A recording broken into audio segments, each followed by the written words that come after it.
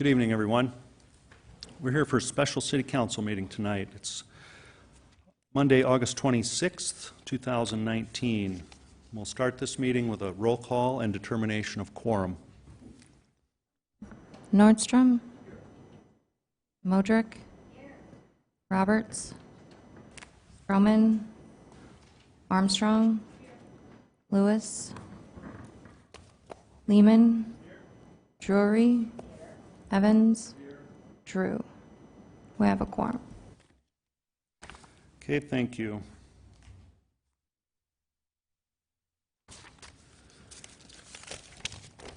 And now, if you'll join us for the Pledge of Allegiance. I pledge allegiance to the flag of the United States.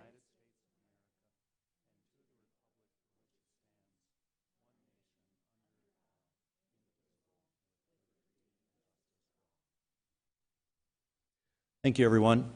Now, before we get started with the meeting, I have a question for the City Council, and it would be along the order of verifying the order of the agenda. This is just a question. You can decide how you want to handle this. I need to be here for items 1 and 3. We could, if the council wishes, move number 3 up right underneath item 1. So we just take item 2 and 3 in reverse order. That would get me out of the chair earlier and turn it over to the council president. It's totally up to the council, whatever you wish to do. I'm okay either way. Anybody have an idea, suggestion? Oh, sure, go ahead. Just ask it. Thank you, Mayor. If we do move that, will you still be here and retained in case there's a question that comes to you regarding the budget? I still will be here. Thank you. Yep. Is it okay with the council to change the order of 2 and 3? Is it? Okay, Richie makes the motion, second by Modrick. All in favor say aye. Aye. Opposed? Motion carries. All right, thanks. Now we're on to general public comment, and this is a time for the public to comment on items typically not on the agenda. No action will be taken on these items unless by placed on the agenda by unanimous vote of the council. Same rules apply for general public comment tonight as any other council meeting, and that's 3 minutes for general public comment. And you watch these lights over here like a traffic light, green, yellow, and red. Okay, so we'll get started with Charlotte Preble on item number 2.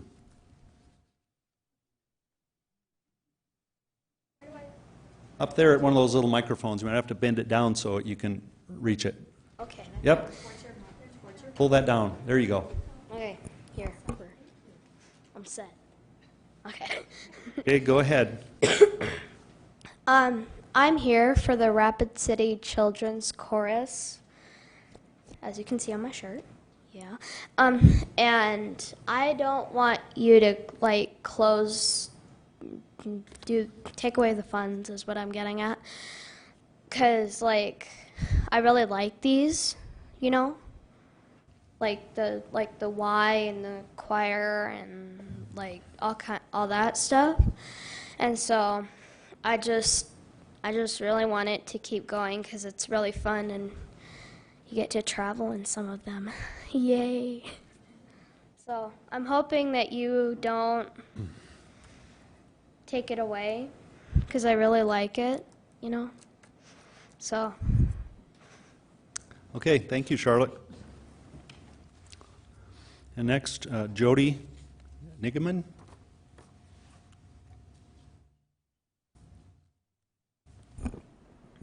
Good evening. I'm Jody Nigeman. I think that's set to state my address, 720 Nordby Lane here in Rapid City. I am the parent of one of the children with Rapid City Children's Chorus and a good friend of Miss Charlotte's here.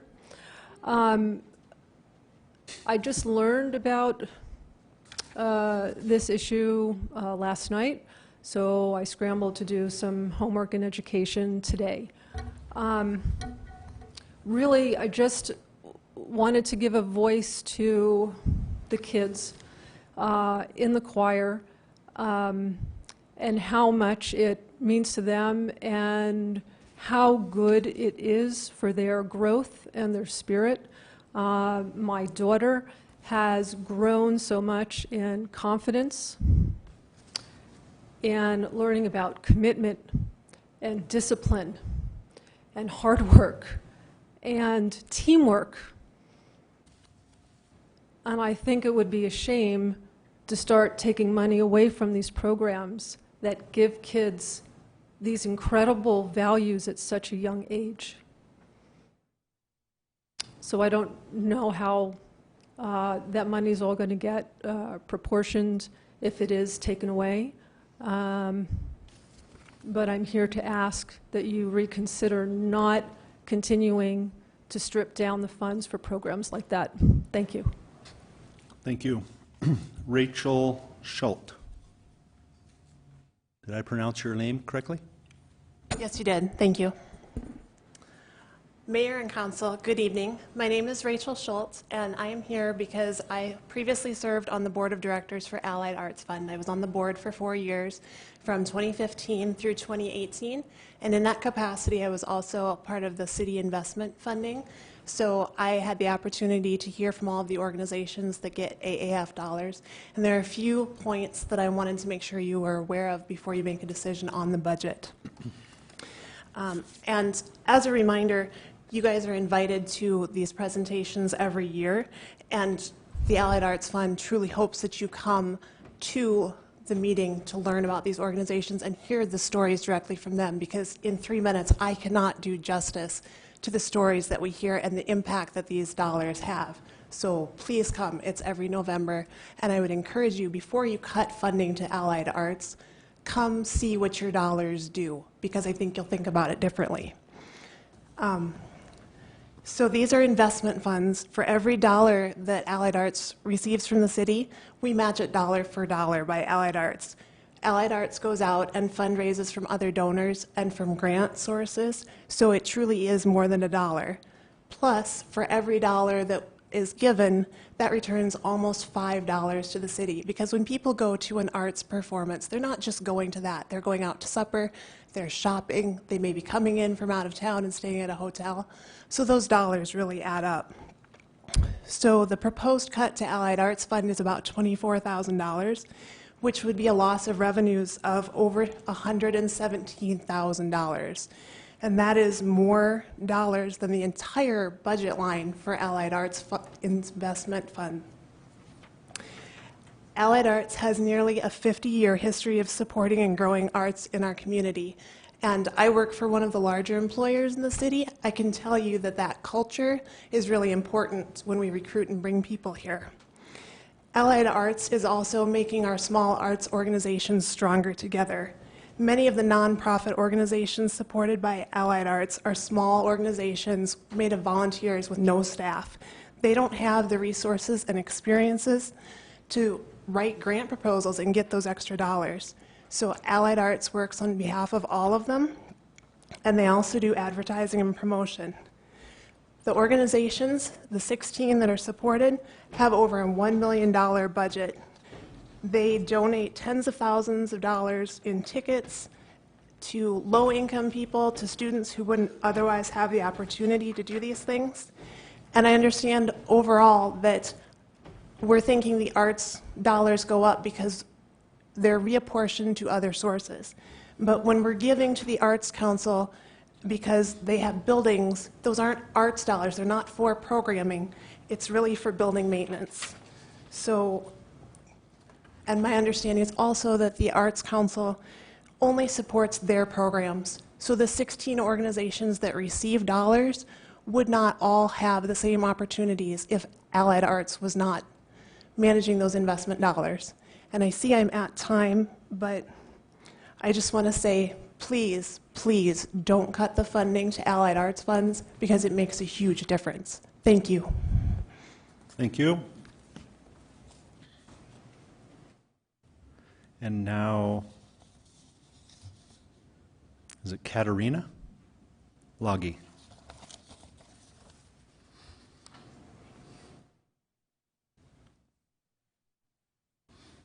Hello, So my name is Katerina Loggy. I am Gigi Loggy's daughter, and I help them with the Allied Arts. And I'm here to give a millennial point of view on this discussion. I think it's really important. Thank you, Lisa and Bill Evans. I was in orchestra under Mr. Knowles, Miss Knowles, and I was in that program. It really changed my life, and that program offers you so much more than music.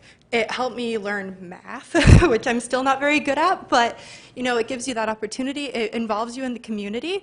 It allows you to have these opportunities that bring you forward to go and perform in front of the city of Rapid City. And more than that, I have been able to live in a lot of different places in the last 6 years since I graduated from high school.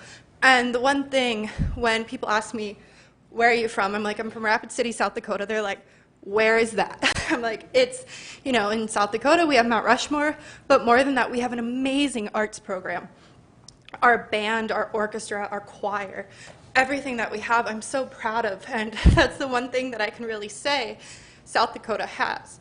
And to take that away is not only lazy on your part to not even look for $25,000, but it's taking away something that impacts so many students that don't have other opportunity, and that don't have the option, you know, to go to an after-school care or to be able to pay for, you know, swimming lessons or other facilities. And it's the government's job to provide these opportunities. If you want to cut down on the opioid crisis, if you want to keep kids out of jail, you really need to have these other means of communication. You need to give them something, to put an instrument, to put a microphone in front of somebody's face. You don't have that opportunity in any other programs. There's so many different things. Why are arts always the first thing that get cut?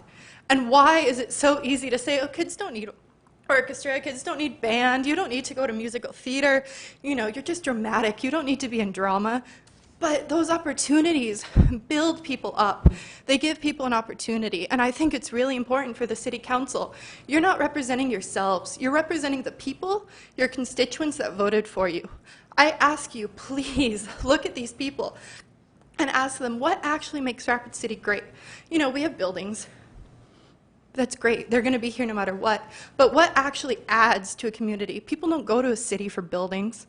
People go to a city because of the arts events, because of the Bluegrass Festival, because of Make Music Day, which started in France and was brought here to Rapid City. And now you have the opportunity to have, on the summer solstice, a music event that not only connects you to the United States, but it connects you to the entire world. And as a student that has a master's degree in international relations, I know how important that is. Nothing else brings people together as much as music. And so I really ask you to reconsider that $25,000 and, you know, keep making America great again with music. Thank you.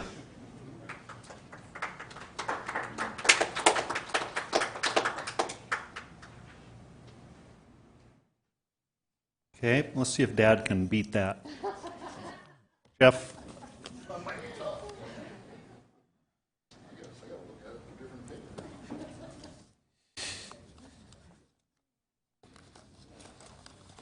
Well, I'm Jeff Loggy. I am a resident of the Rapid City and a business owner in Rapid City.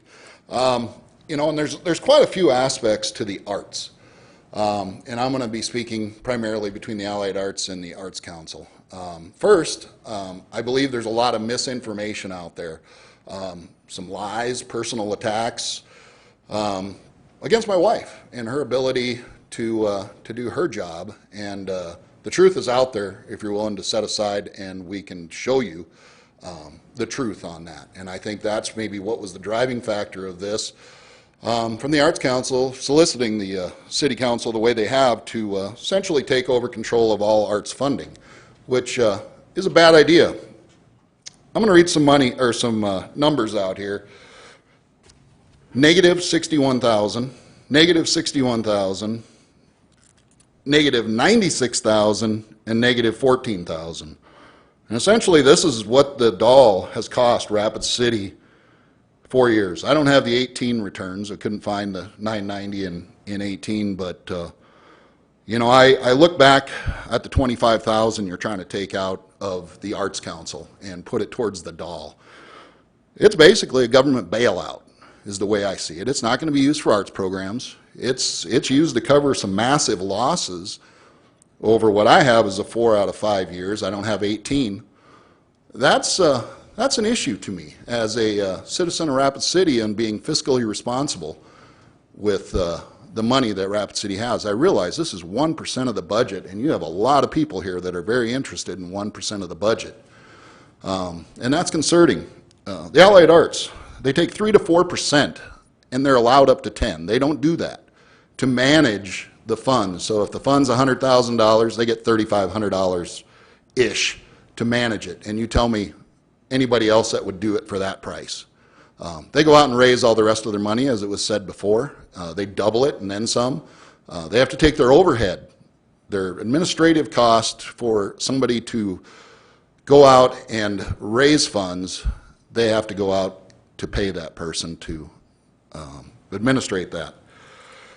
The other thing that's bothersome is within the Arts Council, 65% of the cost, or essentially their income, goes to salaries. Does that make sense? I mean, I realize they have a building, but as a business owner, I look and I go, all right, give me a building rent-free, give me a couple $100,000 seed money to take care of the building, and I don't think I can at least break even. It's not against the law for nonprofits to make money, but to lose the kind of money that we've been talking about, I think it's fiscally irresponsible to take that money out of the Arts Council. And I'd hate to see you make a rash decision tonight, especially on removing all that money. Put it in the Arts Council, let's sit down, let's hear the truth, and let's move on. Thank you. Now Jerry Jessen.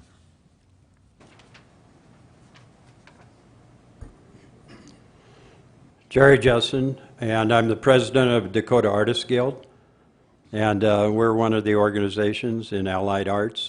Since 1964, we have given scholarships to at least 2 students, and sometimes more, to go to art school, seniors that apply to go to art school. We also do activities for children, and we get that money through Allied Arts to do these things for supplies. We're all volunteers, and last week at Central States Fair, we had 70 young people come in the Fine Arts Building, and we did sand painting for them, because there's not a lot of art in our school system. I used to teach in Rapid City area schools. We know that elementary schools don't have much of an art program, if any. There is in middle school, and I was an art teacher at Stevens High School, and there's a good art program in the high schools. But to get kids interested in the arts, that's what we're about. And we do West Boulevard Festival. We did an activity there. We've been doing at least 3 or 4. We did a couple at Main Street Square. We're the only visible, or art group that's of not music like most of them are in the 16, but of the visible art kind of thing. And so I'd like you to reconsider that funding being taken away, because we probably couldn't give those scholarships for those young people that want to go on and study art. And I want to finish with a letter that we received from one of the students. I think she was a Central High School student that received one of the scholarships, and the other one was a Stevens student this year. But they can apply from all over West River. I know a few years ago we had one from Martin, South Dakota, Native American, that was great too. But this is what Allison Weber wrote us, this year's scholarship winner from Central. Thank you all so much for the scholarship. It's very generous, and I really appreciate it. It's so encouraging to receive this scholarship heading into my art education, which I'm very excited for. Thank you all once again for selecting me as the recipient of this scholarship. I will be attending the University of South Dakota and studying painting. Sincerely, Allison Weber. Thank you. Thank you. Ann Deckert.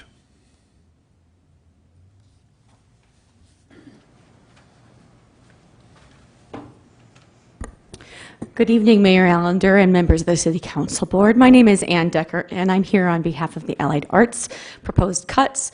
I represent Rapid City Children's Chorus. I was the artistic director for 14 years and with the organization as a choral director for 26 years. Just last year, I passed the torch to my colleague, who I believe has been here in the last 2 meetings representing our organization. In the time that I have been with the Rapid City Children's Chorus, we have literally had thousands of students who have come through our program, and I currently serve as the board president for the organization. Our organization serves children in grades 2 through 9, and they're budding singers, and we have performed in some very wonderful places around the United States and taken some great tours, performed much beautiful music. Allied Arts supports our organization in several ways. First of all, they provide visibility for our organization. They give us all kinds of opportunities to perform. The summer solstice performing venue is one of the options that they've given us, but just bringing awareness to our organization.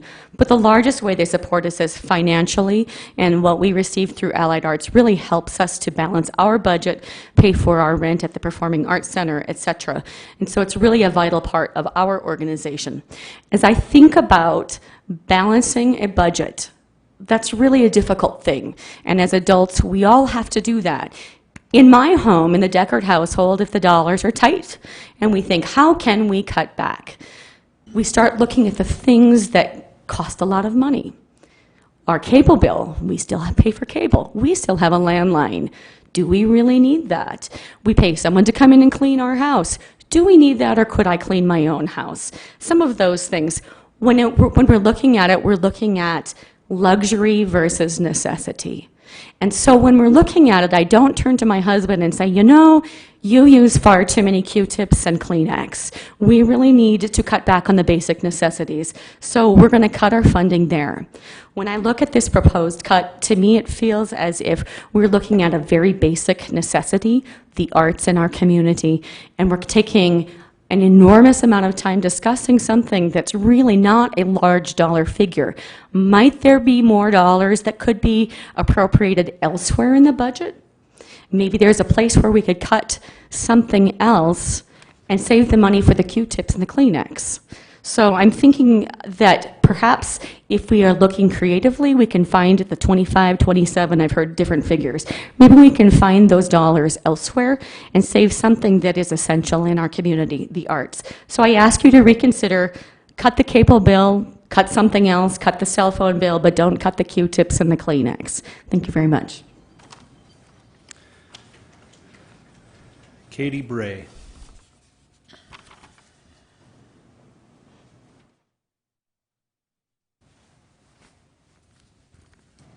Good evening. I'm Katie Bray. I'm here tonight on behalf of the Allied Arts Group, and I'm specifically a community member and a musician in the Rapid City Municipal Band.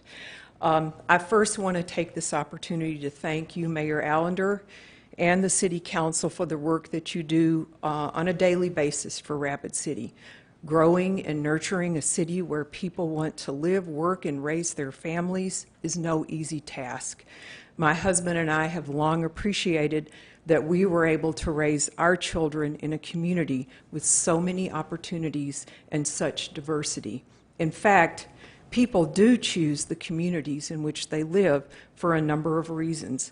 Among them is the presence of a varied and vibrant arts community, one in which people have opportunities both to participate and to enjoy as listeners and viewers. As a retired Rapid City Area Schools administrator, a member of the municipal band, and a longtime community member, I've seen firsthand how important the arts are to Rapid City. As a school administrator, I received many, many calls over the years from families who were considering a move to Rapid City. Not only were they inquiring about our schools, but also about our community. They almost always wanted to know about the presence of the arts, both in the schools and the community at large. For over 30 years, I've attended and participated as a musician in the Wednesday night summer concerts at Memorial Park, where audiences comprised of the very young and the very old come to enjoy music in a beautiful park setting that is one of the hallmarks of Rapid City. Concert goers aren't asked to pay the price of admission, but only to bring a yard chair and an appreciation of good music, family, and friends. As a community member, I've also had the pleasure of attending symphony concerts, choral concerts, plays, art shows, and other events put on by the talented musicians, actors, and artists who live and work here in Rapid City. While I certainly appreciate and respect the complexities of building a city budget and meeting the needs of multiple entities within our community, I've been in your shoes on behalf of the district. I am respectfully requesting that the city reconsider the decision to move forward with the 24% cut to the Allied Arts funding. While the cut may not seem significant in the light of the larger budget, it is a cut that will impact those entities who depend on the funding. I'm not asking that you take money away from the Arts Council, but rather find a way to restore the 24% to the Allied Arts so that both entities can support the important work they do for the community. Thank you for your time. Thank you. Don Downs.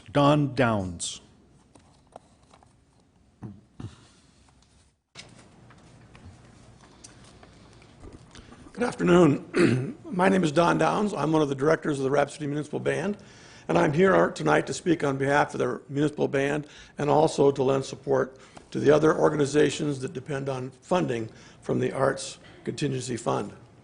As you know, the Rapid City Municipal Band celebrated its 100th anniversary last year on the 4th of July, and we kicked off our 101st season this past June.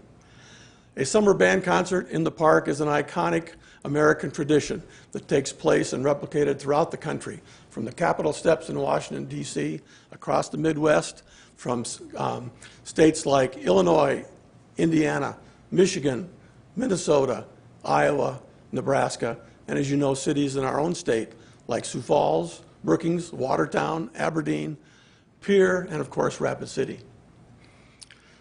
It is a wonderful addition to our city that all community members have the opportunity to grab their lawn chair, come down to Municipal Park on a beautiful summer evening and listen to a band concert performed by their own neighbors, friends, and community members. The Rapid City Municipal Band is made up of people from all walks of life and vocations. We have doctors and nurses, teachers and accountants, business owners and secretaries. We have moms that stay at home and take care of their children, and we have retired members of the military. These people dedicate their service not only to the municipal band, but also to their churches, their community celebrations, their weddings, and unfortunately funerals. We are all woven together into a fabric that touches our lives in many ways throughout the community. And I believe it is vital that we support each other so we can continue to offer a community that is a vibrant place to live, work, and an attractive place for future growth and prosperity. The City of Rapid City has a long history of supporting arts organizations in the city with the goal of providing its citizens with a vast array of cultural experiences to enhance their quality of life.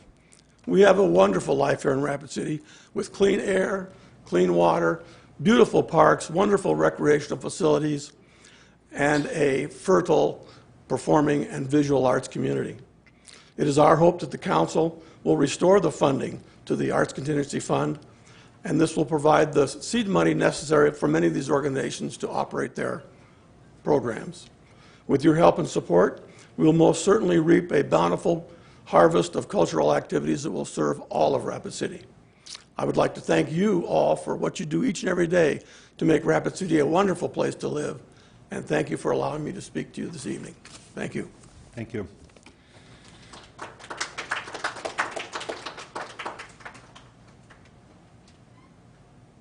Well, it looks like that's it, except for Gigi Loggy.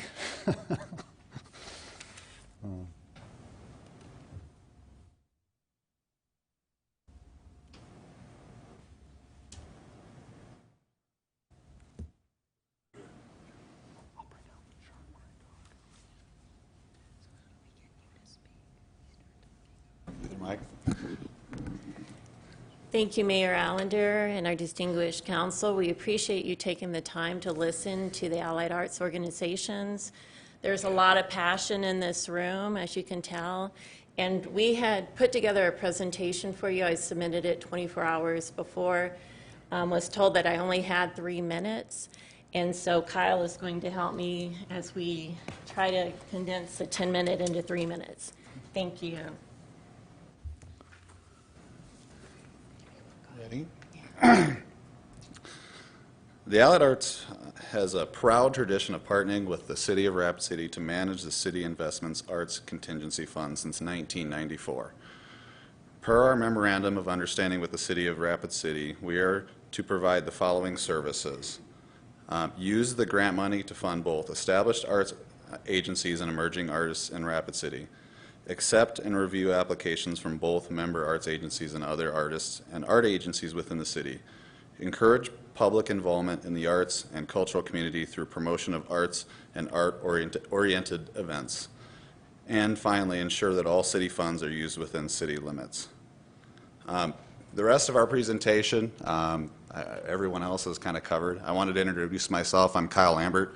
I'm the treasurer and board member for the Allied Arts Fund. I'm also a certified public accountant registered in the state of South Dakota. I just hope that you guys can understand the security of these funds, having a certified public accountant reviewing the bank statements and the bank reconciliations of the Allied Arts Fund. I oversee every dollar that comes in that Gigi administers as our executive director, and if anything was to go awry, I have an ethical duty to make sure that is handled appropriately.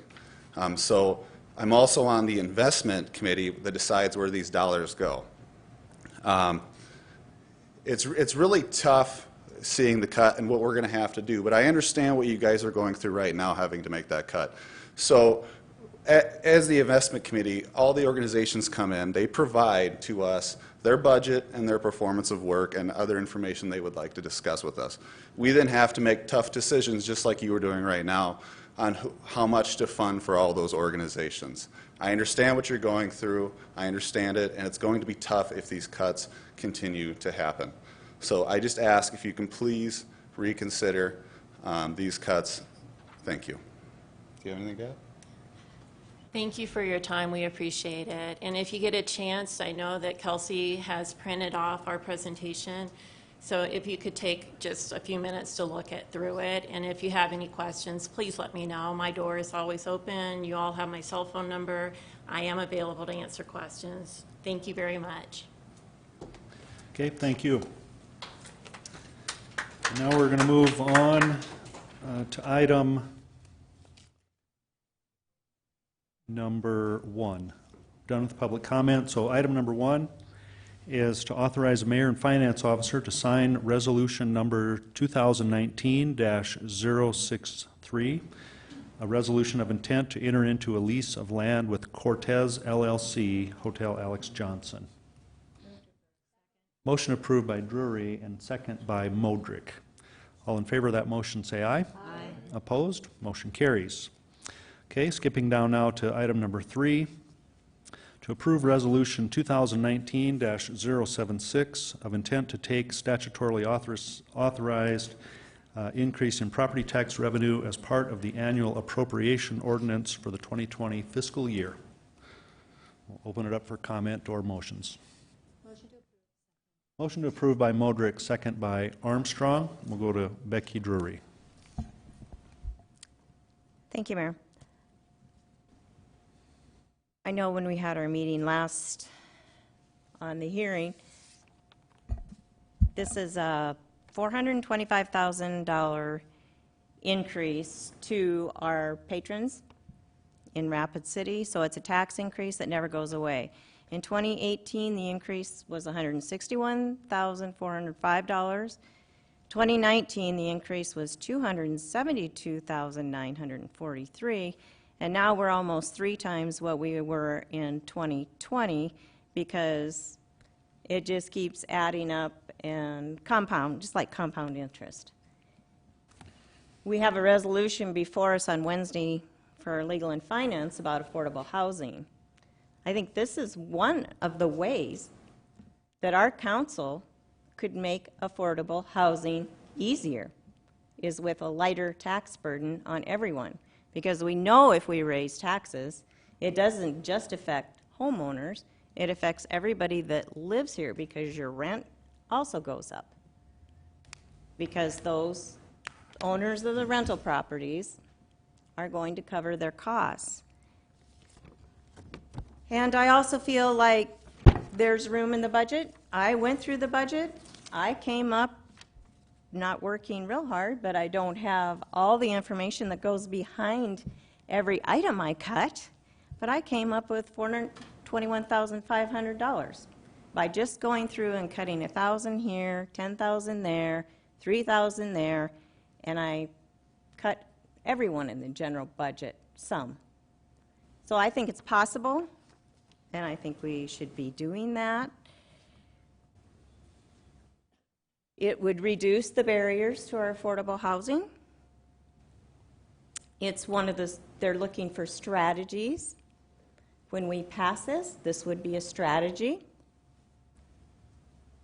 And even though 80% of the 100 respondents want more affordable housing, I don't know if all 800 of those folks want a tax increase. I'm sure that wasn't one of the questions. And it's just a way for our city to extend the purview of not increasing a burden. When the mayor gave his presentation, he spoke about stagnant salaries in Rapid City. The ag income surrounding us is down. There are threats on the national news every night that we are going to be going into a recession. So I think this is the exact wrong time to have a tax increase. I yield. Lisa Modrick. Thank you, Mayor. I'd like to add my 2 cents, or the other 98 cents for the mayor's side of it, because on his budget, I think it's been a good budget. I think he took the CPI, or the Consumer Price Index, into account because it's one of the tools in our toolbox to work with from within our budget. And we've been through recession 2008, and we've been working very hard and long to recover from that recession. A lot of things went on hold during that time. And we've been working towards getting that built back up. I don't believe the $425,000 and $175 million budget is too much to ask for from the Consumer Price Index. I think it's fair, I think it's valuable, and I think that's why we have this as part of our tool to put in our budget. It also helps with the programs that we have, whether it's for public safety, or it's for our arts contingency, or it's for our salaries from within our employees, which are what keeps our lights on and our city turning for 24 hours a day. So it is a necessity. It's not too much to ask because it's been pretty conservative over these years. The lean times had made that conservative measure happen. We're not in a recession. We can't live in fear.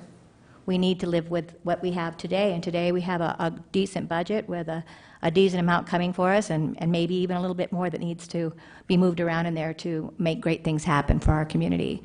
So I motion this CPI on purpose. I want that to go through. I think $425,000 on a 76,000 population is modest, and I don't think we're taking advantage of anything except using our tools to move this forward. And with the growth that we have, then we get to also have an opportunity to maintain or lower that CPI, because growth is good. That's how we make up the difference. And if we're not there now, we need to put it in there. So I want to protect the CPI. It's a consumer price index that is ours to use, and this is the year to use it. Thank you. Richie Nordstrom.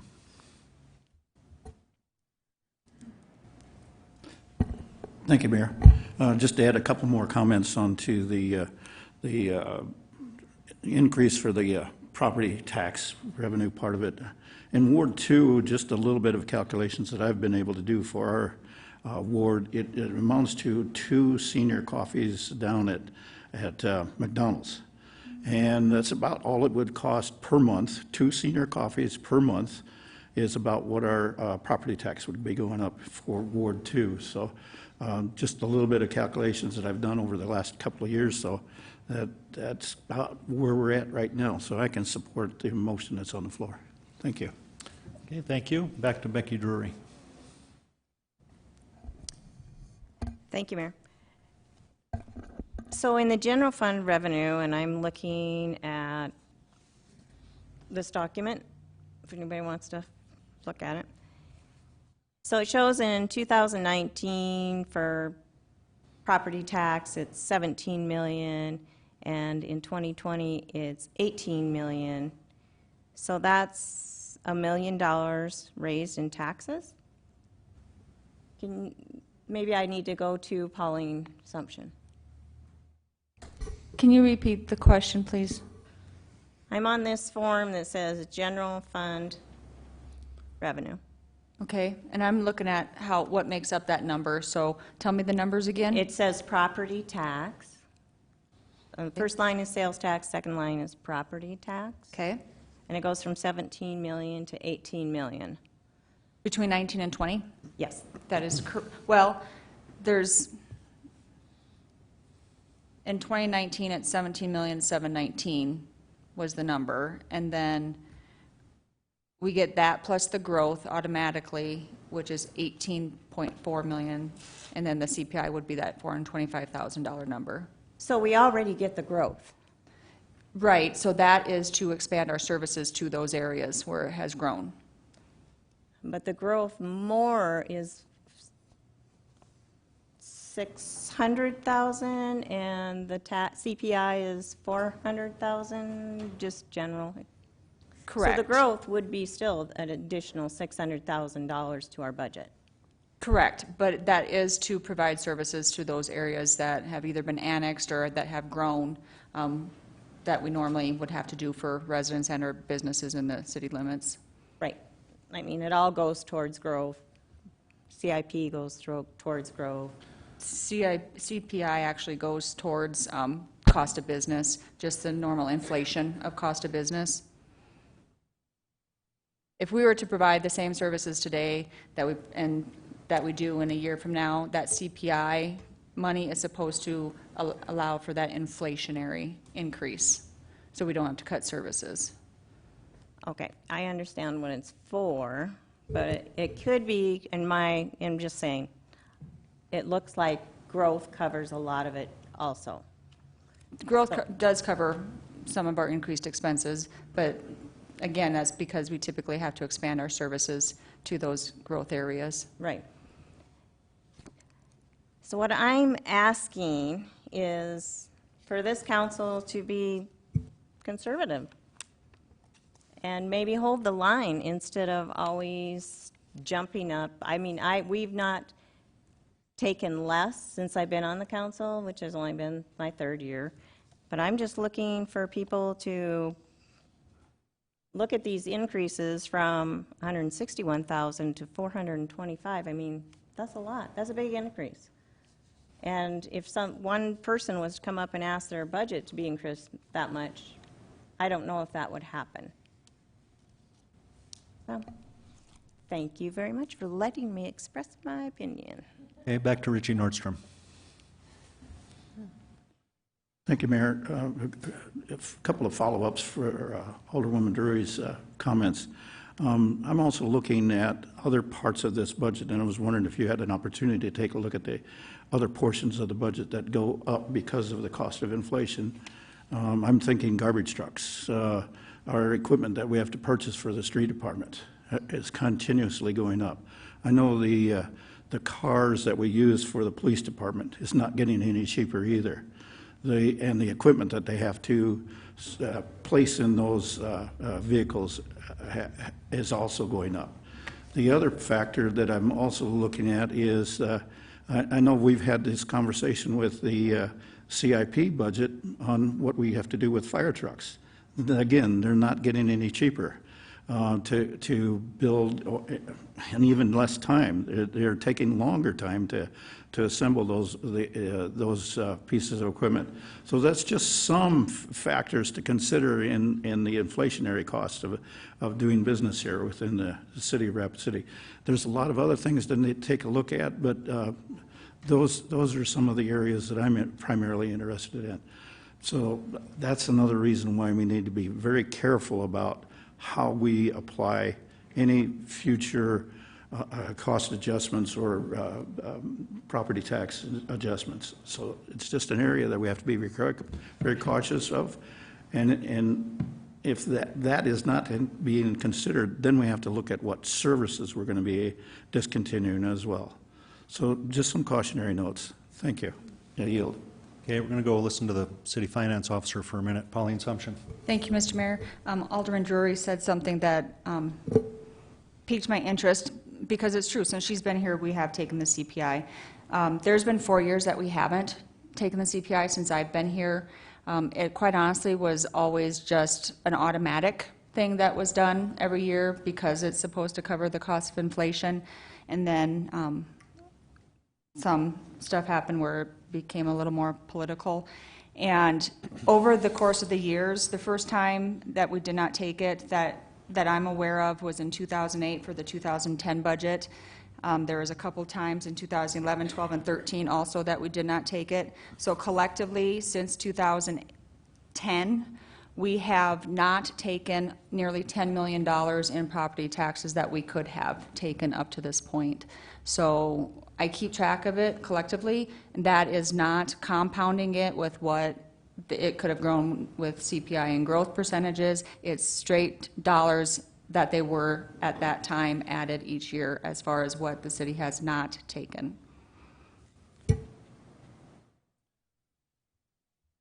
Alderwoman Drury's spoken a couple of times already. Anyone want to give her some? Anybody want to let her speak 3 times?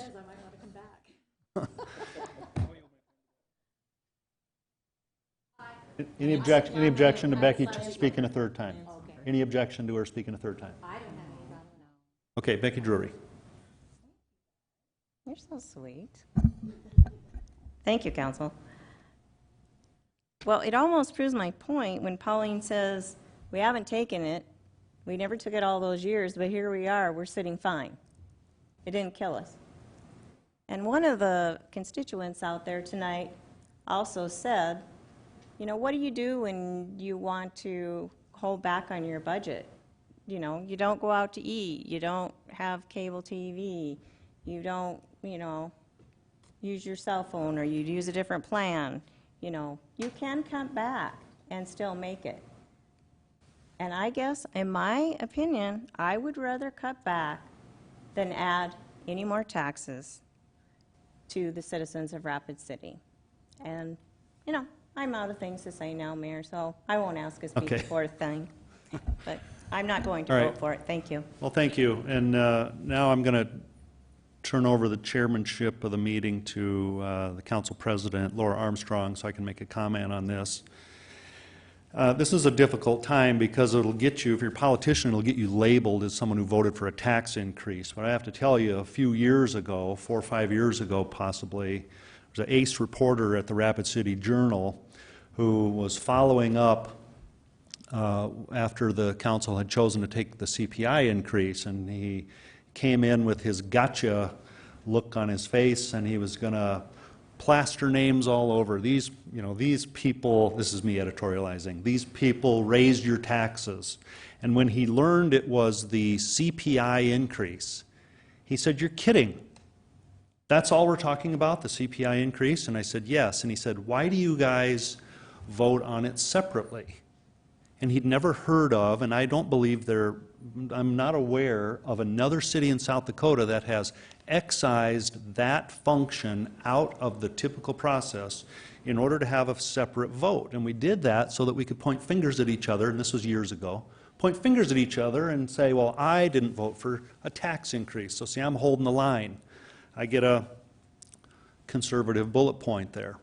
But, so we're the only one in the state that has this discussion we're having right now to see who's got the fortitude to raise their hand for an inflationary increase.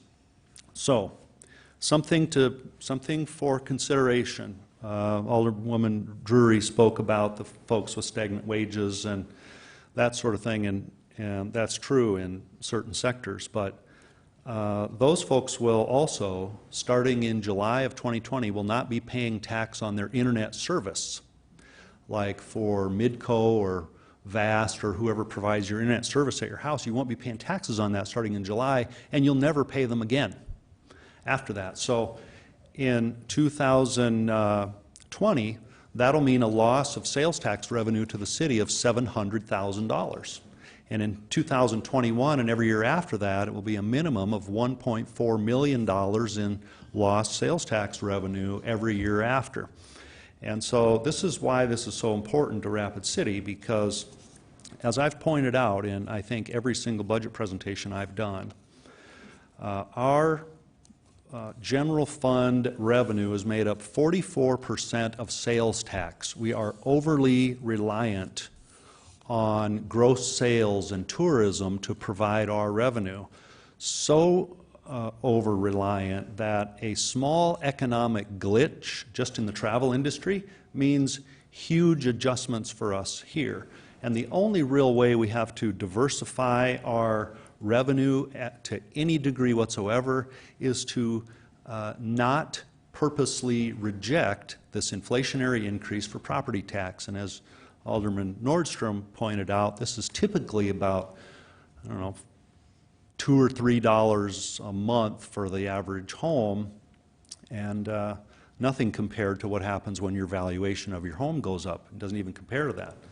So I know this is difficult, and it's okay to have this conversation, and it's open, it's transparent, and all that. But since the recession, this city has been leaning itself out. And a year or two ago, in order to balance, we were forced to take $400,000. We took it from everyone else. We took $400,000 away from the police department budget, the last ones we ever intend to reduce. But there just wasn't enough money to go around. So these budget issues, it probably looks to the casual observer, probably looks pretty sterilized process up here. We all get together and we vote on a budget and we go back to work, but that budget process really starts in February, and no one puts more work in on it than our finance officer. But this is a 6-month process, and in just a few months from now, we'll start over the process for 2021. There's a lot that goes into it, a lot to understand. And so I'm just telling you, this is something that, although difficult, this is necessary for us to continue to be able to provide the same services we're providing today and on into the future. So thank you very much, and now I'll take the chairmanship of the meeting back. Any other comments on this item? If not, there is a motion to approve the CPI. All in favor of that motion, say aye. Aye. Opposed? Aye. Okay, motion passes with 1 no.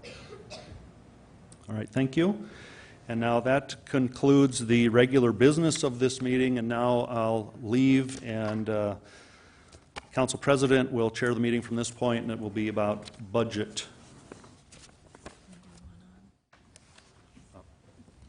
As soon as you start talking about it, we'll be fine.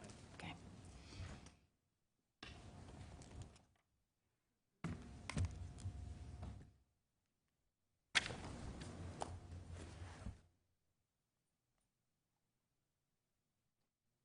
Good evening, everybody. All right, we are moving on to the next agenda item. Further City Council discussion of the 2020 budget as presented by Mayor Allender. Looks like we have the Pilt History, Allied Arts Fund Agreement, Rapid City Arts Council, as well as the Municipal Orchestra, Concert Bank, Marching Band, and Choral Club, and further discussion. Those items were provided by Ms. Assumption, our finance officer. We have some people in the queue. We'll start with Mrs. Modrick. Thank you, Madam Chair. I'd like to make a motion to place $25,000 back into the Allied Arts line item from miscellaneous. If I could get a second? Second. Thank you. And can I retain the floor? Absolutely. Thank you. So we've had a lot of time now to really explore, discover, review, follow up, hear the public. The public voices are still being heard. We need to always listen, always pay attention to the needs of our community. One of the things that I can remember that had come up when we were talking about arts and what was going to happen to their budget last year, when everybody took a hit, was where was the PBB survey coming in, and maybe the mayor has it, or maybe he's got something else that he's made up new, but the PBB survey showed not the arts going down to the bottom, but it actually held strong more towards the top. That says something about the quality of life that this community wants, needs, has to have in order to have growth, in order to bring others in, to have tourists come and stay. We need to provide the other things that happen in our community that maybe other communities don't have anymore. Maybe they've abandoned them. Well, we need to preserve them. We need to reserve them for our children so that when they speak, we hear their enthusiasm, their excitement from our elders that are still being musicians and providing to all kinds of places in our community, to those that are using their volunteer time during times at the park or funerals, as one was stated. Wherever the need is for music, the music will follow, and so will the people. There was a very good piece that was distributed by Gigi, and this piece, it was a quick read, but it was an easy read quickly because it was a standout as to what was in this document. One of the first things that I want to acknowledge, and one of the things that was stated by one of our constituents, were grants, advertising, promotions, all necessary to promote your community. And Allied Arts continues to promote the arts stronger than anybody you can see. You see these 16 and beyond constantly showing up in PSAs, constantly in social media, in events, at hockeys, it's just everywhere, and it's a reminder of what we have, the valuable talent that we have in this community. In here also, she has, and this is an important page, I don't have a page number, but it's the city investments disbursement, and it shows the 2018 disbursement. The request amounted for, request that was in 2019 of $140,000 in needs. And 2018, they had $102,000 that they were able to disperse, but in 2019, that dropped to $99,400.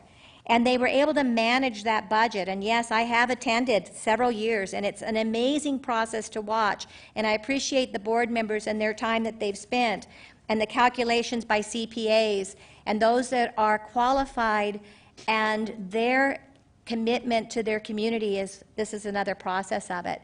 Then it again shows why Allied Arts is so important. And with that $99,450 that was distributed, there were many that the numbers were hard hit. Maybe somebody went down from 5,000 to 2,500, but let's face it, that's a 50% hit to a really worthwhile event or an organization. And our councilman Bill Evans had said at the last budget meeting, we should be amping up this process, not taking it down. This is a time where these are the quality of life things that make our community greatness. Everything that we do in this community that is a showy, is something that gives us a reason to stay here and keep our children here and keep them educated and stay here and make their children and then their children, so that the grandchildren are here. And it may be the arts that kept them here. I believe that's a huge part of it. It's a nice balance for our city. So with my motion saying to put the $25,000 in, which takes miscellaneous income down to $785,000, miscellaneous is that's a boiling pot of a place that's not been generated to a direction, to a place where it has to be. It allows, I believe, funding to go and protect and also bring it up a little bit, just like we have with all the arts, and preserve it. In November, they're going to be distributing again, and I believe if they were asking $140,000 last year in budgeting, they're probably going to be close to the same. Do you realize what $75,000 is going to do to hit these 16 organizations by reducing it down this low? We're making these people obsolete, and I don't believe that we should do so. And I know the mayor's heart is in his community, and I know that he believes in the arts because he's worked hard to keep the budget sustained. But this is an area where we shouldn't be cutting today. This is an area where we need to keep it, sustain it, and keep the growth happening so that we can manage those tax dollars down the road. It's all about growth. Let's give our people a reason to stay in Rapid City. Thank you for now.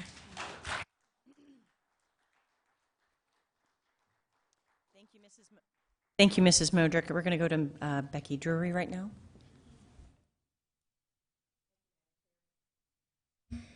Thank you, Madam Chair. May I direct a question to Mayor Allender, please? Absolutely. Mayor Allender, could you explain why you did a shift in the funding under the arts? What was your reasoning? I mean, obviously you guys have worked on the budget for a long time, and by the way, you've done a great job. You and Ms. Sumption both have done a great job on the budget. But could you kind of explain why the money shifted over maybe to Rapid City Arts Council instead of Allied Arts? Okay, well, yes, I would love to, but first of all, there hasn't been any shift of any funds. All that would need to come, all that decision-making would be from the time the budget's approved until the end of the year. So none of that has been done. In fact, I haven't spoken to the Arts Council about them receiving this money. They've not approached me about it.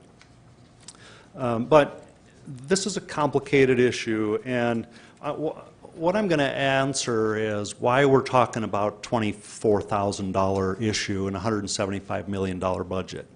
Are you going to take up all my time, by the way? No, you'll get a There's no time limit. you'll get a freebie on this one. It's important, though, because that question was brought up by one of the gentlemen here. Why are we talking about this? This is small potatoes. This is a rounding error in a $175 million budget, truly. But we've developed through priority-based budgeting, the citizen survey, input from the council members and city department directors, a system of prioritizing services. It's not science, but it is a good and fair assessment that really requires some logic to bring about some change. For the past few years, the arts and culture, including the Journey Museum, the Allied Arts, the Arts Council, and the Performing Arts Center, has received 1.15% of all general fund expenditures, $1.15 out of every $100 spent on city services. A couple of years ago, I attempted to change this funding level to a flat 1%, and the council denied that change. Since that time, no one has made a case that the funding priority for arts should increase. Not a single person has said 1.15 is not enough, it needs to be 2% or 5%. No one said that.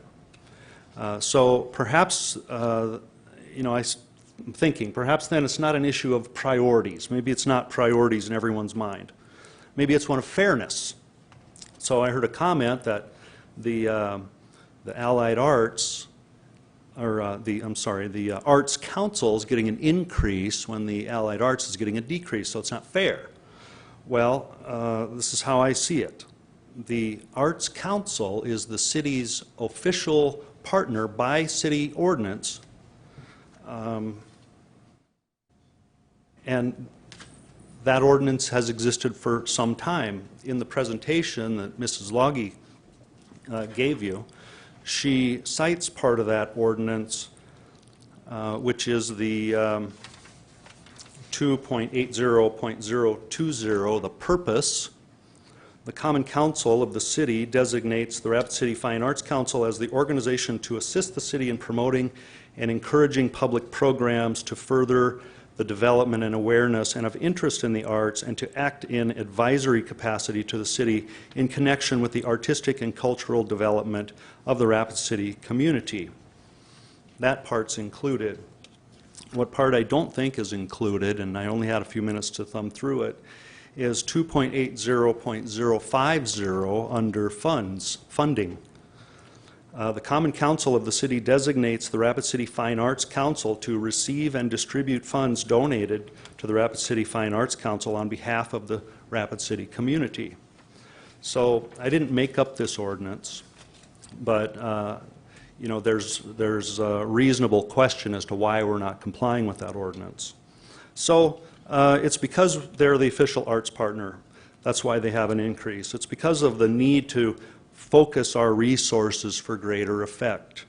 It's because the tightening of the economy and to better prioritize spending. And I guarantee, I'll show you the chart in a minute, but we've started everywhere on this chart from the bottom up to make things efficient, to reduce overhead, and really, as any department director, 12 department directors in the city will tell you, everyone's budget is affected by the tightening economy.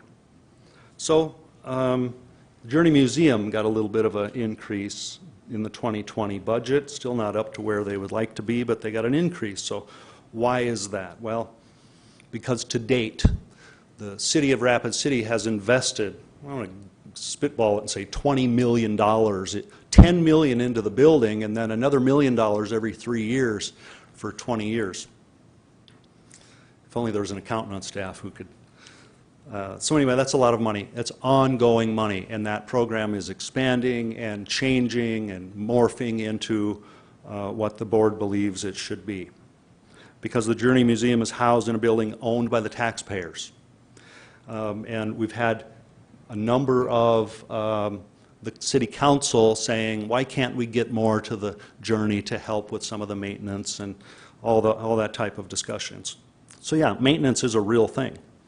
And then because an adequate amount of funding from the city is necessary to protect the taxpayers' investment. So the Performing Arts Center remained at their desired level of funding for the next budget year because, again, the city has invested $3.25 million in the construction of that building, and some annual funding is necessary to ensure its success. But if it's a fairness issue, we should probably be putting all these things back on the table and deciding how to divvy up this money in a more fair manner. We could do that, but I believe through any effort to achieve fairness as a top priority, we could only achieve that which is patently unfair. But overall, I don't think it's a fairness issue. I think it's a different issue. About a year ago or so, I was meeting with Gigi in my office about the reduction, last year's, the 2019 reduction. And I asked her, is there any economic condition you can think of that would justify a reduction in the arts funding? And she thought about it for a minute, and she said, well, yeah, I suppose if there's a natural disaster that came through, that would justify a temporary reduction in arts funding. That makes sense. So at least we agreed that there was a scenario where it would justify reducing it.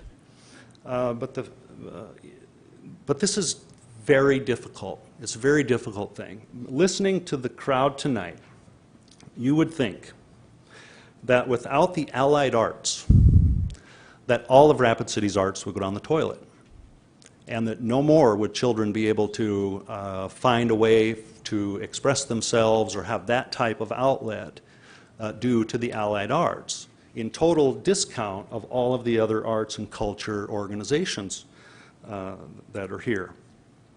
So it seems like it's an issue of who really owns the money that's going to this. And I know the Allied Arts feels very passionately about this because every year when there's a little reduction, then they start on the lobbying campaign, and they don't stop because it's very important. But government money belongs only to the taxpayers, and they have elected us to decide how best to utilize it. And that's an important charge for elected officials. And you're going to make determinations all day, all month, all year about how to do that, and you're going to be wrong some of those times. We all are. I think this is a priority issue. Spending priorities are important, but having them creates the real and necessary exercise of deciding who's on top and who's number two and who's at the bottom and so on. So things are deprioritized in order to raise the priority of others. Not everything can be a top priority, but in the past, when these priorities have been articulated, and there's been some attempt by me to adjust the amount of money going to them, the council's overridden those things. And that's in the past, and I mean, we're all, well, that was in the past. But, and it was based on the effects of lobbying or based on your own knowledge of the subject matter, which really renders a sophisticated prioritization system ineffective. So based on shrinking gains in revenue, that's why we're even having this discussion. The city is growing, and it costs money to grow. Right now, in fact, for the past year, Pennington County has been begging us to annex a road on South Valley Drive, a road that is not even up to a county road standard, and they want us to take it on because they can't adequately enforce the speeding. They can't deal with the drainage issues. They don't want to reconstruct the road, and so on and so forth. So there's always someone wants to pass something on to the city because we're rich. We got enough money to go around. That's the appearance. But based on the prioritization over the last few years, we have seen the council contingency fund go from $100,000 down to zero. We've seen the human service contingency fund go from $100,000 to $49,000 and now to zero. Yet no outcry from the community or from the council. The arts contingency shrinking from $102,000 to $99,000 brought everyone out against it. And now a proposed $75,000 has everyone in an uproar. Why?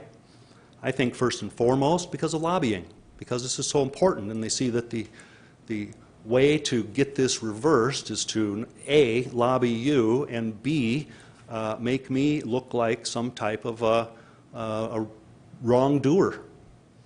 Somebody who doesn't know anything, somebody who clearly isn't smart enough to see all the great things. And I've been an advocate for the arts since I was police chief. Believe me, I've put a couple thousand people in jail in my career as a law enforcement officer, and a ton of those kids never had nothing growing up. And so perhaps the arts could have saved one of them. So here's the big question.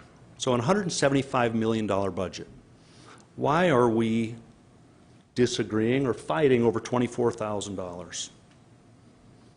I say it's principle, plain and simple. I keep a quote by my desk. I have for 20 years. In fact, it's printed on this really cheesy looking paper. The first guy in the office to have a color printer, I had him print this out for me. And it's from Lawrence Bell of Bell Helicopter Company. And it says, "Show me a man who cannot bother to do the little things, and I'll show you a man who can't be trusted to do the big things." 20 years ago, that resonated with me because I found myself paying attention and dealing with things that others wouldn't. So here's really where we're at. $24,000 in the grand scheme of things is a very small thing. But when we become accustomed to ignoring these minor issues, we will soon be ignoring the larger issues. And so clearly, the easiest thing for me, for all of you, and for all these people out here would be just to pay the $24,000 and be done with it. But in doing that, we will up the priority in the arts and culture sector. And we've not voted to do that. There's not been a discussion about doing that. So I'm here protecting the process, the same process that allowed the council contingency fund to die and the human services contingency fund to die. There was not a vote or anything of that nature to raise that priority. So This reduction of $24,000 does not equate to eliminating the arts. But if along the way, and here's the tough part, if along the way some small arts organization has to seek funding somewhere else, or in the worst case scenario, fold up, I don't think and I don't believe you, the council members, can be personally overcome with the well-being of every single recipient of government dollars. One of the things we just don't address here with the City Council and all the meetings that we have all year long is government's role. Well, I don't think we've had a single discussion about what government's role is in 4 years that I've been here. So this is how, moving forward, this is how this works in my mind. This is how we get somewhere. The council passes a budget with a figure in the council, in the arts contingency line item. Between now and the end of the year, I develop an agreement with the organization who will receive the funds for distribution to the arts organizations and will deliver it back to the council for approval. I am not, and anyone who knows me knows this, I am not someone who is comfortable simply doing what we've done every year in the past because we've done it every year in the past. We are always in a need to renew ourselves and shed some skin and figure out what the answer to our questions should be. And sometimes that can only be done by making some hard decisions. So I'm asking the council, leave the Arts Contingency Fund as is, $75,000. There is 4 months left of the year. I just had to count on my fingers in front of all of you. There's 4 months left in the year for us to decide how that money makes it from point A to point B and how it makes it on then to the 16 agencies or to the other agencies. But this $24,000 reduction is a symptom. It is not the disease. The symptom of a tightening economic condition that we sometimes get ourselves into. So I'm here in a leadership role with the City of Rapid City. Part of my job is to challenge all of you, to challenge the community, to stir up the pot once in a while if there can be a better or more sustainable outcome. Because number one, my obligation here is to provide you with a sustainable budget and a sustainable budget process. And that includes how we prioritize things. So I'm willing and open. I think I've just explained to you why we're making such a big deal about $24,000. Obviously, we've gotten everyone's attention. So we have lots of people listening, and so now time for discussion. Thank you for letting me editorialize on this whole thing, and I'll stand around for questions if you have them. Thank you. Thank you, Mr. Mayor Evans, you Allender. I do agree that the city-owned properties that we own, the Journey, the Doll, the Performing Arts Centers, should have some priority because we own them, and it's our job to take care of them. We've seen, for example, with the school district, what happens when buildings aren't taken care of and maintained, you know, throughout the year. So we don't want to get into that type of position. So I'm glad that we're just looking out for our assets. I yield for now. Thank you, Mrs. Drury. Mr. Evans, you have the floor. Well, as I said 2 weeks ago at this budget meeting, so it's not true because I said if I would have been sitting in the mayor's spot, I would have increased the arts budget by 24%, not decreased it. So that's not true. That's nobody ever suggested that, but maybe I wasn't here when that took place. Now, you just eloquently, Mayor, talked about prioritization. And from what I can see in this budget, every other item on the budget has either a 1%, 2% increase or a slight decrease, but one item has a 24% decrease. And I don't fully understand the logic behind that, But obviously, that arts funding has zero priority for you because that's the only one that takes that kind of a hit. Now, you also said that when you cut 100% from this and nobody complained, and you cut 100% from that and nobody complained, but then you cut 5% from this or 20% from this, everybody's complaining. Well, maybe that's because the people here actually do care where their tax dollars are going. And in this particular case, this is a high priority, and this city was built upon aesthetics and the arts. Now, if it hadn't been for Alex Johnson deciding to build a hotel there and bring a train and unload tourists, and Gutzon Borglum building the giant, one of the largest art projects in the history of the world up there, this town probably might not be what it is today. So this arts is a big priority in this town, and to ignore that, I think, is frankly negligent as a leader. And so I'm going to say that I'm in favor of restoring this money and in the future possibly increasing it. Now, tightening the budget is one thing, and if tightening across the board happens, that's great. Let's tighten it across the board and everybody take the same hit. And those people out there wouldn't be complaining.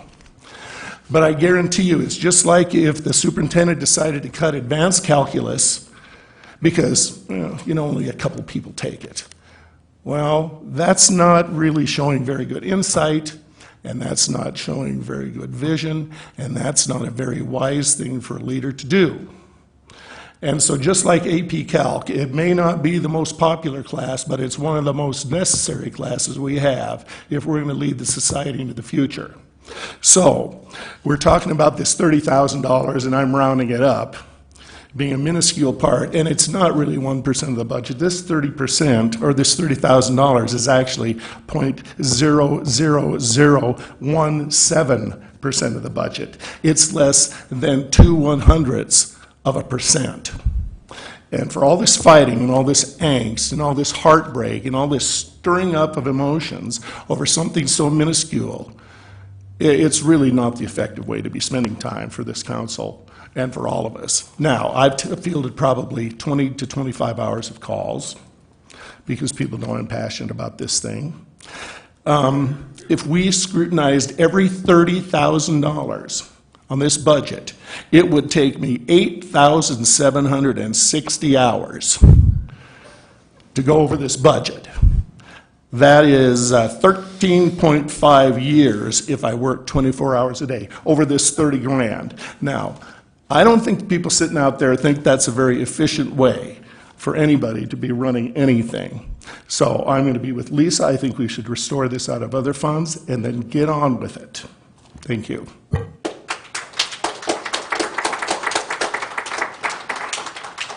Mrs. Modrick, you have the floor. Thank you, Madam Chair. Well, I can say in all those 25-plus hours or however long it's been that we've had so much communication that there wasn't anybody, Mayor, that was excited that you were reducing this fund. It's been all citywide from people that aren't even musicians saying this just needs to stay in our community. I know you didn't get a chance to pull up your chart. I think you have it back there. I've got a little tiny copy, so I can't quite see where it's at, but you've got your survey chart. Where is the arts on that survey chart from the top down? What number is that? Is it number 4 of priorities? I have to read off of it while I'm trying to show it to you. Only read off the top. Okay. The big ones. First of all, the red bar here is the citizen input on the community survey. The blue bar is a city council. So here at the top we have police services, and followed by street repair and maintenance, followed by fire services, street cleaning and snow removal, social program support, and then arts and cultural program support.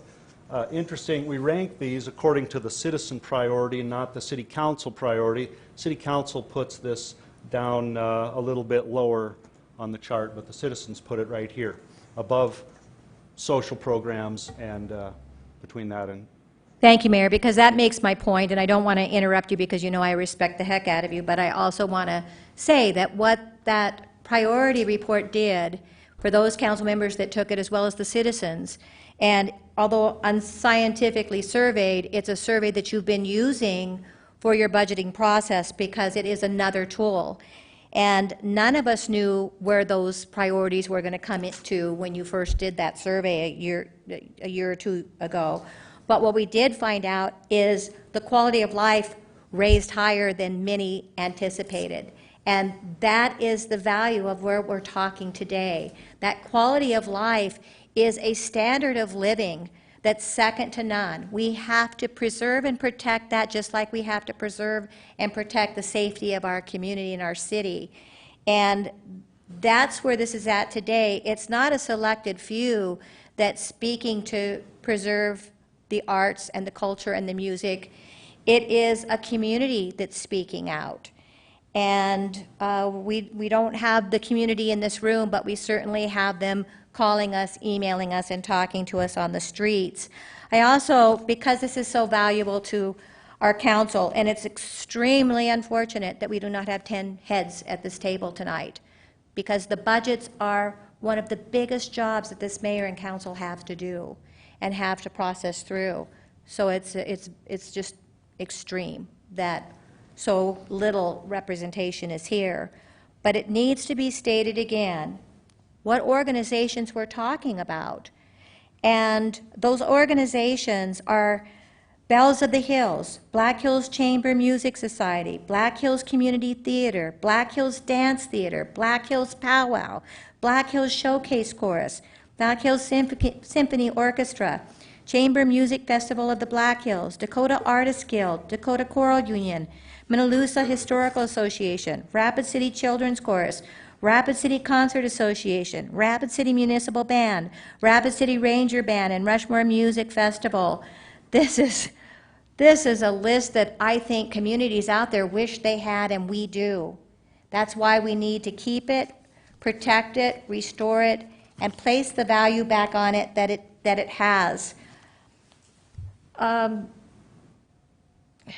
I know, Mayor, that it hasn't been on your top of mind awareness, and you did give us a challenge, but I'm going to give you a friendly challenge, and that is that I'd like you to go with me to these. I'd like you to go to the arts performers and the performances that are happening around our community all year long, because it is outstanding. You can be riding your bike in the park, and all of a sudden you hear music, and you just stop, and you say, thank you, Rapid City.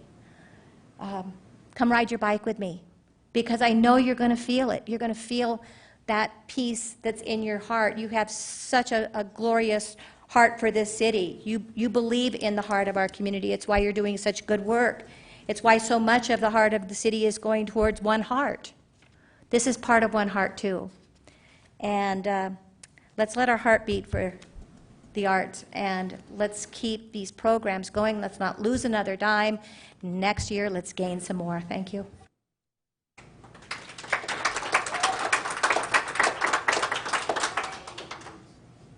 Thank you, Mrs. Modrick. We're going to finish up with Mr. Nordstrom and Becky Drury. Mr. Nordstrom, you have the floor. Thank you, Madam President. Kind of threw me there when we're finishing up here, so. Yeah. All right. I have several comments here that I'm concerned about. Is that when the Arts Council is not in the room and able to defend themselves, I get a little concerned about the appearance, just the appearance now, folks. It is the appearance that a division is developing between the Arts Council and the Allied Arts Fund. On the surface, it's starting to look like that wedge that's getting placed in between there is becoming a wider gap. And I don't really want to see that happening any further.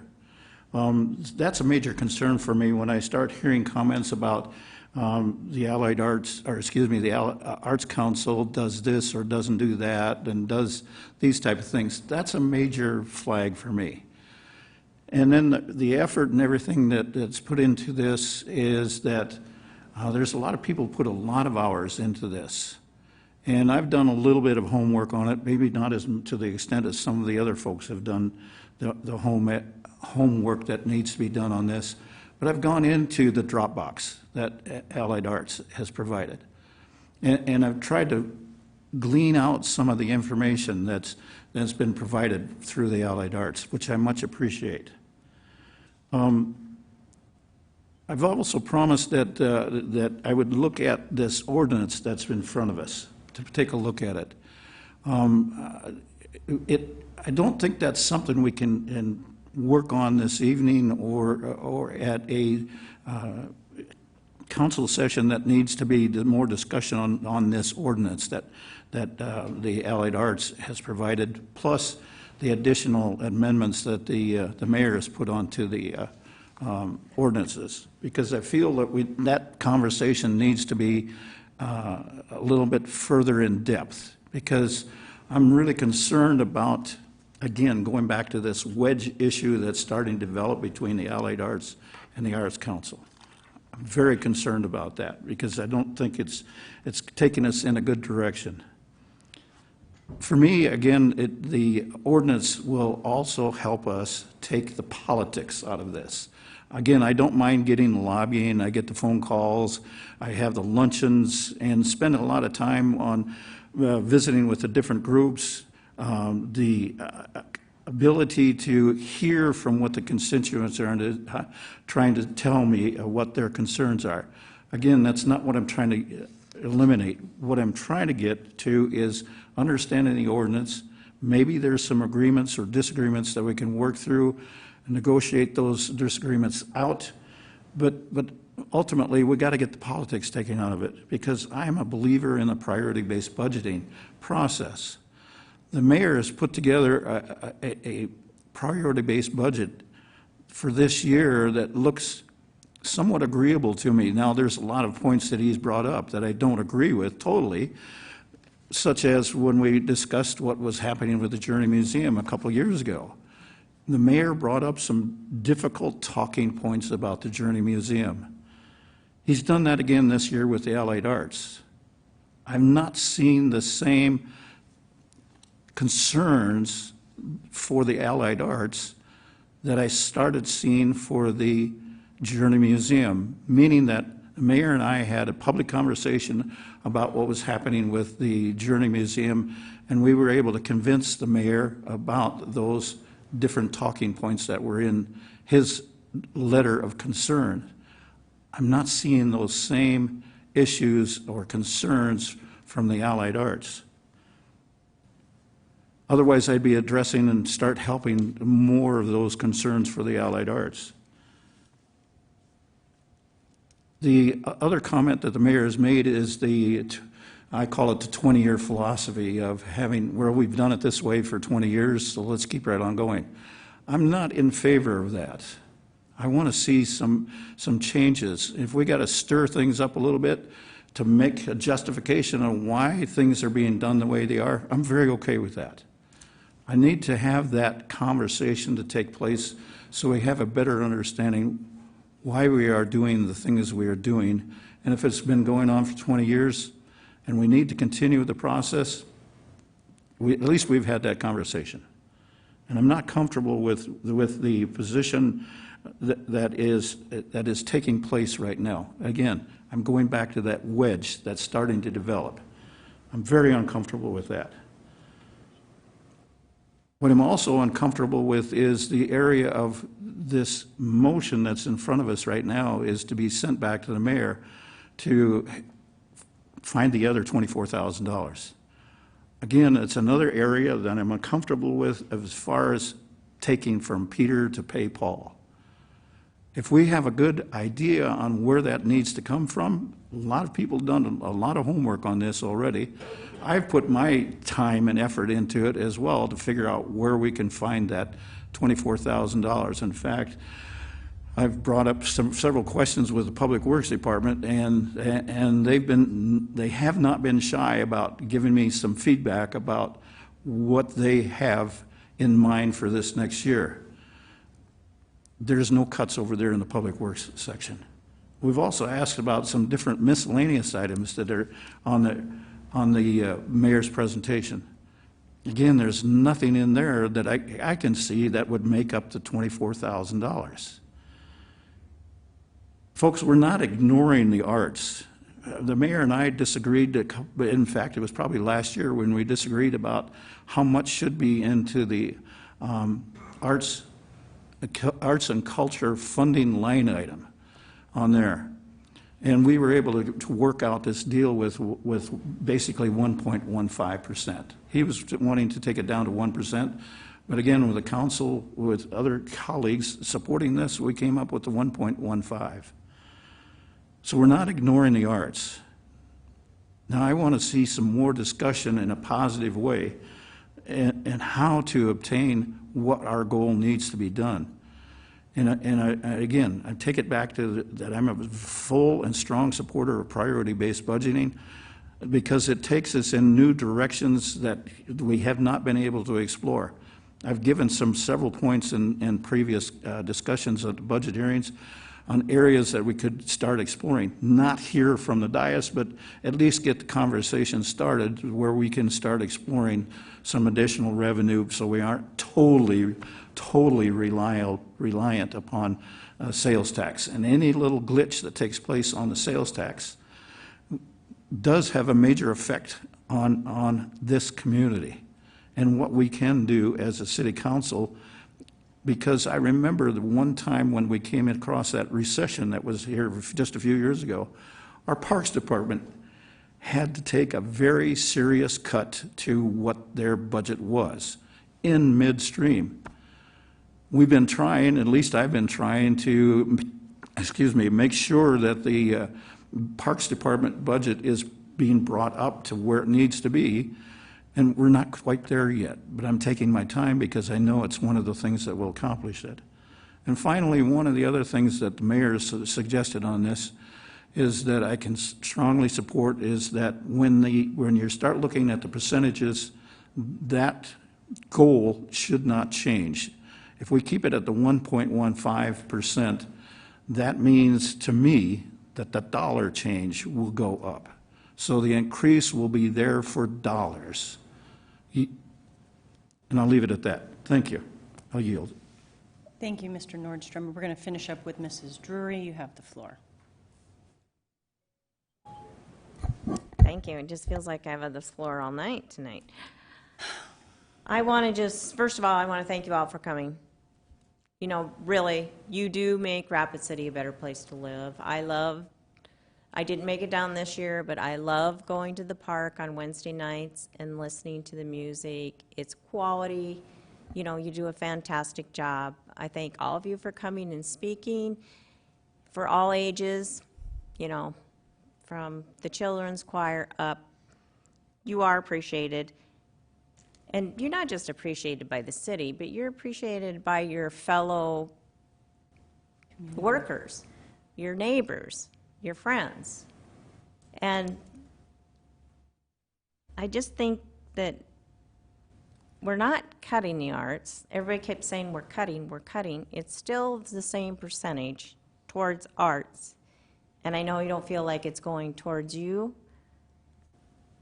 but I also don't think that the statement about it's going to cut the quality of life, I can't believe, I'm not certain why anyone would even say that. For $25,000, we're cutting the quality of life in Rapid City.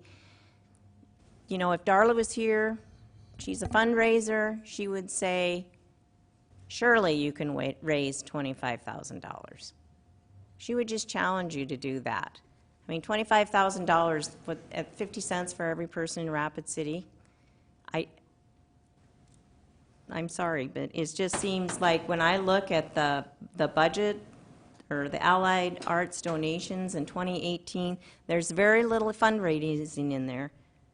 There's $25,000 towards grants, approximately $25,000 towards in-kind donations, approximately $100,000 from the city, and $63,000 is special events and share a seat. So I think there's some room in here, and 2019 might be a little different. I'm looking at this page. 2019 might be a little different, and I know the in-kind donations is hard. You've got to go out and work for that too, and I know you have to work for all of it. So I'm just challenging you to, I'm not going to vote for leases. Lisa and I get along so well, and we don't vote together very often. But that's okay. But I'm not going to vote for her motion, because I think we should just leave it the way it was proposed by the mayor. And I would just challenge you to all go out and fundraise more. And with that, also keep up the good work. Thank you very much. We do have a motion on the floor. I would like to address that at this point now. So we have a motion. Okay, you want to restate it? From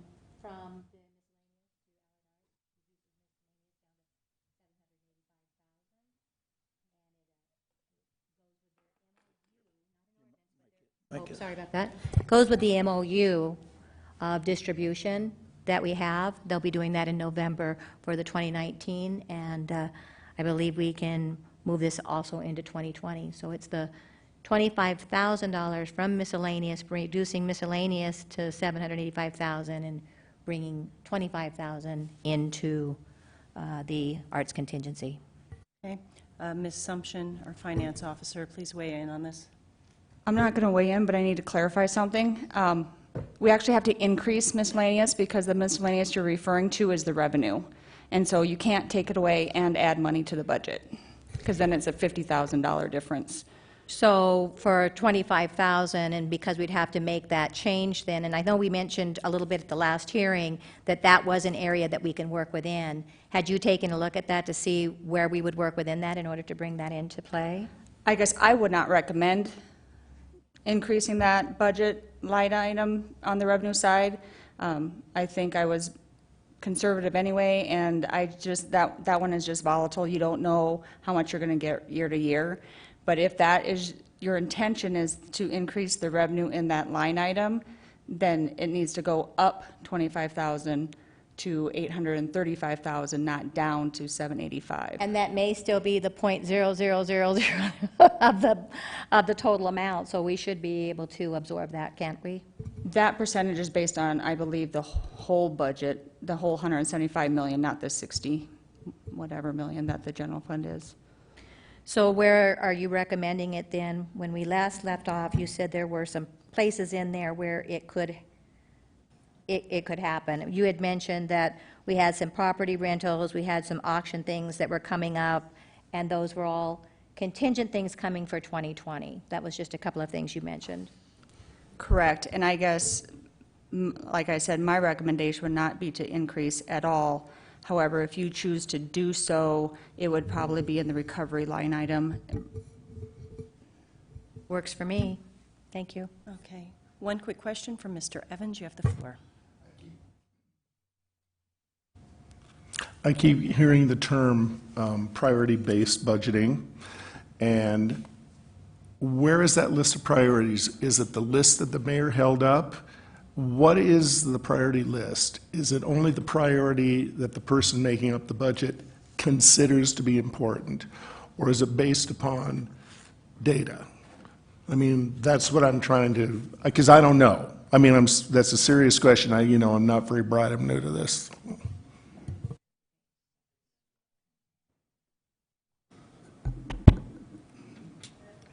Priority-based budgeting was about 100 times more complicated than it sounded. It took more than a year to categorize all of the city services and programs. We ended up with hundreds of programs articulated. They were scored based on the public outreach and the funding and any cost recovery and a wide array of things. You haven't seen it yet because it's a lot to see all at once. But we have this data. So the idea behind priority-based budgeting is to not whack programs off the list, but it is to enhance our priorities by reducing some of the lowest priorities. But in this case, the contingency fund is being reduced because it's a contingency fund, not because it's a low priority. I just want to make that distinction. I don't understand that distinction. Again, I guess I'm a little slow, but evidently, according to the budget that has the 24% cut, it is the lowest, the arts are the lowest priority of the citizens of Rapid City. Is that true? No, I wouldn't say that. But just in the budget, it's the lowest priority. No. That's the way I see it. So, thank you. Thank you, Mr. Evans. All right, we have a motion on the floor. All in favor? Aye. Those opposed? Aye. Aye. Okay, let's do a roll call, please.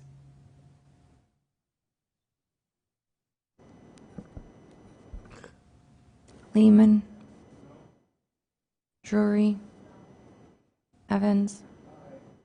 Nordstrom. No. Modrick. Armstrong. No. Motion fails 4-2. Okay, thank you.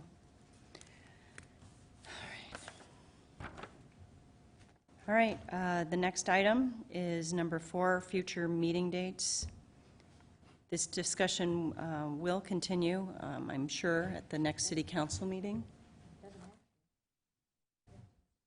Yeah, it does. She needs to have it, yep. We need to have this wrapped up by the end of September.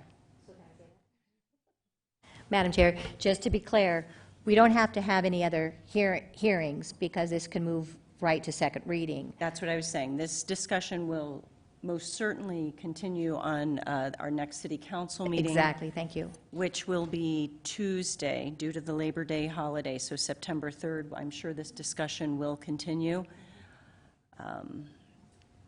Mr. Nordstrom.